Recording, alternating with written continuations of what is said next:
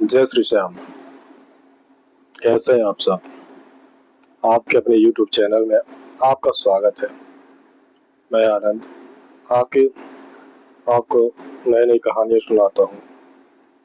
आज की कहानी है एक ऐसे खाटू श्याम बाबा के भक्त की जो 22 साल तक परेशान था। होता ये है कि अच्छा, इसके परिवार के बारे में इंट्रो करवा देता हूँ आपको। इसके घर में इसके माता पिता, इसका बड़ा भाई और एक अनुज, 3 भाई और एक छोटी बहन प्रिया रहती है। और अजय की बीवी वनीता, मतलब इसकी भाभी कहलाती है।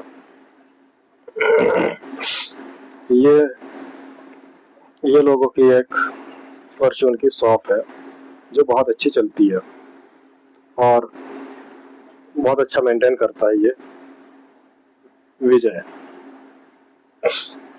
सब कुछ अच्छा चल ही रहा था कि विजय की शादी लगती है। कुछ समय बाद घर वालों का ये सोचना था कि विजय की शादी होगी, उससे अच्छा मोटा दहेज पैसा मिलेगा, उससे छोटी बहन है प्रिया, उसकी शादी की जाएगी उसी दहेज के पैसे से। तो होता यह है कि सब कोई को घर वाले अच्छा पढ़ाते लिखाते हैं, अच्छा ग्रेजुएशन, अच्छी पढ़ाई होती है। मगर जो विजय होता है इसको सिर्फ 6 क्लास 6वीं तक पढ़ाते हैं। इसके बाद दुकान में लगा देते हैं काम धाम करने के लिए, क्योंकि वहाँ पे एक नौकर की ज़रूरत थी और इसकी हैसियत भी उस जगह पे एक नौकर से ज़्यादा कुछ नहीं थी। ये मानो कि एक नौकर की ज़िंदगी भी एक आज़ाद ज़िंदगी थी, मगर इसकी ज़िंदगी पूरी बंदिश में चली जाती है। अच्छा, तो इसकी जब शादी होती है तो इसको ना तो लड़की दिखाई जाती है ना कुछ, फिर भी ये शादी कर लेता है। और ये बाबा खाटू श्याम का बहुत बड़ा भक्त है, मन ही मन उनको बहुत मानता है। जब इसकी शादी होती है, इसकी धर्मपत्नी का नाम राखी है। राखी जब शादी करके आती है इस घर में तो 2-3 दिन होते हैं, तो जो उसको उसके मायके से जो गहना जेवर मिलता है तो उसकी सास आके और उसकी भाभी ले लेते हैं। कंगन, अंगूठी वगैरह, कंगन वगैरह उसकी भाभी रख लेती है और कुछ सोने के गहने माँ रख लेती है। और जो अंगूठियाँ हो रहती हैं, 2-3 अंगूठियाँ उसकी बहन प्रिया ले लेती है, छोटी बहन। और ये जो राखी है तो ये देखती है इसका जो पति है विजय, इसका घर में कोई मान सम्मान नहीं होता। हालांकि ये जो दुकान जो चल रही है परचून की शॉप, तो ये पूरी तरह विजय की वजह से ही चल रही, क्योंकि ये ऐसा मेहनती लड़का है कि जो सुबह से सारे काम करना, सब कुछ देखना ताकना, कोई भी सामान आता है तो जो लूना गाड़ी आती है पहले के टाइम पे, एक एक बोरियों को लोड करके उसमें से अपने कंधों में लोड करके दुकान ले जाना, पहुंचाना और डिलीवरी करना सामानों का होता है। इसकी वजह से काफी हद तक इसकी शॉप का नाम, कमाई, सब कुछ अच्छी होती है।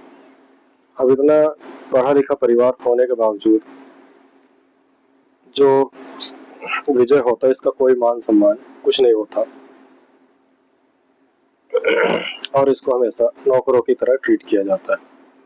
तो इसकी बीवी कहती है, 2-4 दिन, 6 दिन, 10 दिन हुए वहां से आने के बाद शादी करके, कहती है कि आपका मान सम्मान मैंने यहाँ देखा कोई करता ही नहीं है, जो भी है आपको तुतकारा करता है। और जहाँ तक मैं जानती हूँ, जो देख रही हूँ मैं, देख रही हूँ मैं तो पूरा काम कारोबार आप ही संभाल रहे हैं। सुबह आँख खुलती है तब से आप काम में लग जाते हैं। तो बोलता है ये ठीक है, चलने दो जो जैसा चल रहा है। फिर ये दोनों एक दिन जाते हैं बाहर घूमने फिरने। घूमते फिरते ये एक शॉप में किसी में देखते हैं बाबा खाटू श्याम जी का पर्चा वहाँ लगा हुआ होता है, राजस्थान का। तो इसकी बीवी कहती है राखी कि क्यों ना हम लोग बाबा खाटू श्याम बाबा के दर्शन करने राजस्थान चलते हैं। मेरा बहुत मन है और मैं इनको सच्चे दिल से मानती हूँ।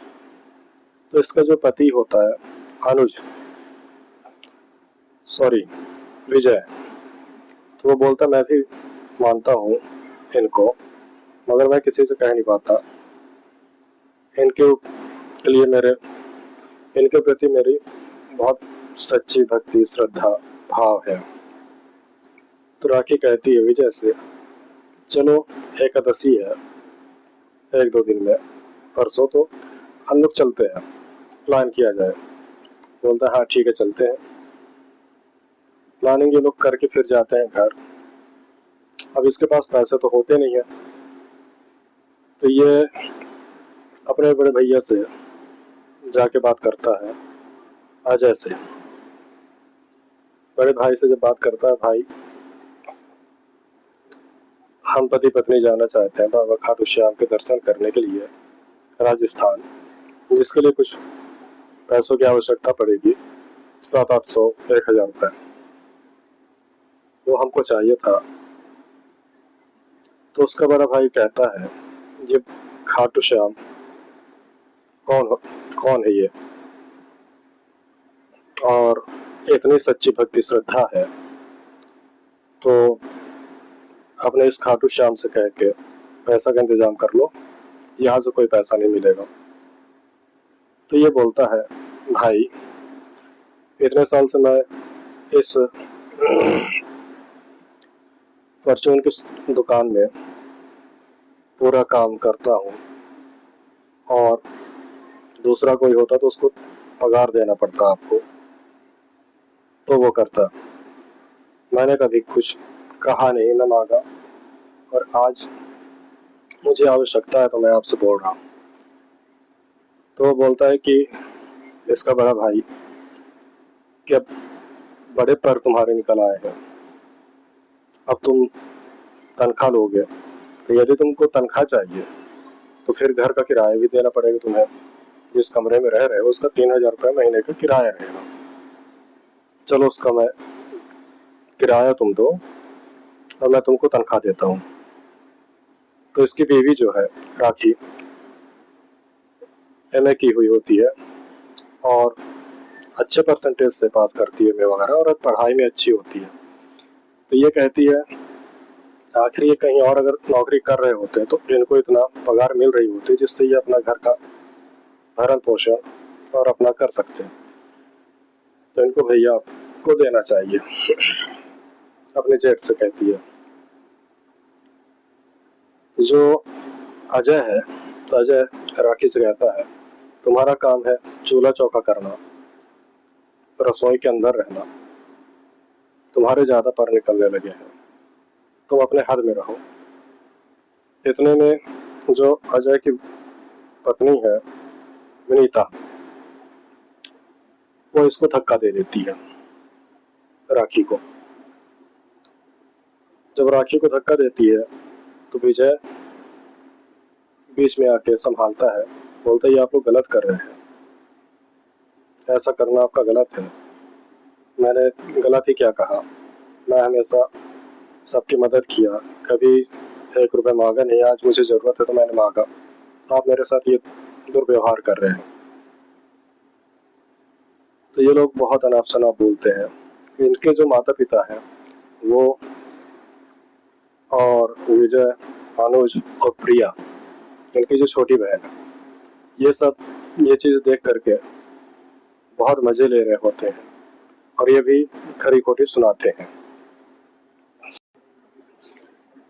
इसके बाद इसकी बीवी जो राखी है, इनको लेके चले जाते हैं अंदर, और वो भी बहुत परेशान होती है, और ये भी, विजय भी परेशान होता है। रात में बहुत रोते हैं ये लोग, बहुत परेशान थे, कहते खाटू श्याम बाबा के दर्शन करने हम लोग तो जाएंगे, चाहे जैसे होगा।